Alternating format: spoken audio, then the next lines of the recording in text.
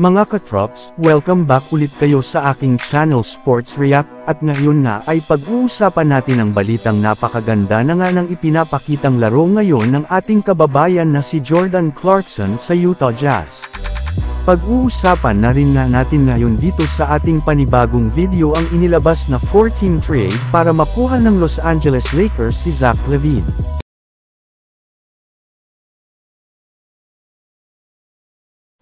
Bagamat man nga mga katrops, ibinigay na ng Utah Jazz ang lahat ng kanilang makakaya upang manalo lamang sa kanilang in-season tournament game kontra sa Phoenix Suns ay hindi pa rin nga ito nagong sapat matapos sila ditong matalo dahil lamang sa clutch 3-pointer ni Kevin Durant sa huling mga segundo ng kanilang laban. Pero sa kabila nga ng pagkatalo ng Jazz ay meron pa rin naman ng magandang nangyayari ngayon sa kanilang kupunan, especially sa kanilang player na si Jordan Clarkson na nakapagtala pa lang sa kanilang game ng 37 points, 3 rebounds at 5 assists sa kanyang 53% shooting sa field goal at 50% naman sa 3-point line. At ang maganda pa dyan, kahit man nga 19.3 points lamang ang kanyang average ngayong season ay umabot rin naman nga ito sa 32.2 points sa nakalipas na 4 na laro ng Utah Jazz kung saan 2 wins at 2 losses nga ang kanilang record dito.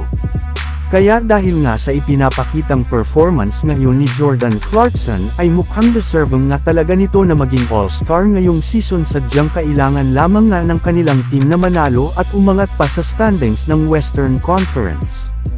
Samantala pumunta naman tayo sa ating sunod na pag-uusapan ngayon sa inilabas na 4-team trade para makuha ng Los Angeles Lakers si Zach LaVine. Sa kalagitnaan nga mga katrops, nang nagsilabas ang trade ng mga nagdaang araw patungkol kay Zach LaVine ay meron na ng isang napakalaking trade scenario ang inilabas ng isang eksperto para matuloy lamang kanyang trade papunta sa Lakers. Ayun nga dito, posible nga daw po na bumuo ang Lakers ng isang 4-team trade kasama ang mga kupunan ng Chicago Bulls, Toronto Raptors, at San Antonio Spurs. Bali dito nga ay makukuha ng Bulls sina Austin Reeves, D'Angelo Russell, Gabe Vincent, Jalen Hood-Schifino, Jacob Poeltl at 2024 first-round pick via Raptors. Masusungkit rin naman nga daw dito ng Raptors sina Nikola Vucevic, Rui Hachimura, Malaki Branham, Blake Wesley at si Sida Sissoko. Makukuha rin naman nga dito ng Spurs sina Kobe White, Max Christie, 2025 first-round pick via Lakers, 2028 second-round pick via Bulls.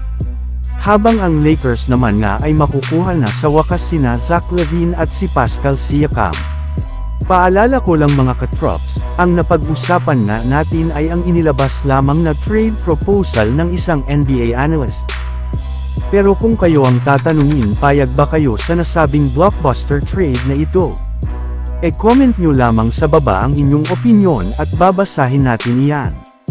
So yun lang nga mga katrops ang handog ko sa inyong storya ngayong araw. Sana nag-enjoy kayo. Please like and subscribe my YouTube channel Sports React PH para sa iba pang storya at update patungkol sa NBA. Kita-kits muli sa ating susunod na video.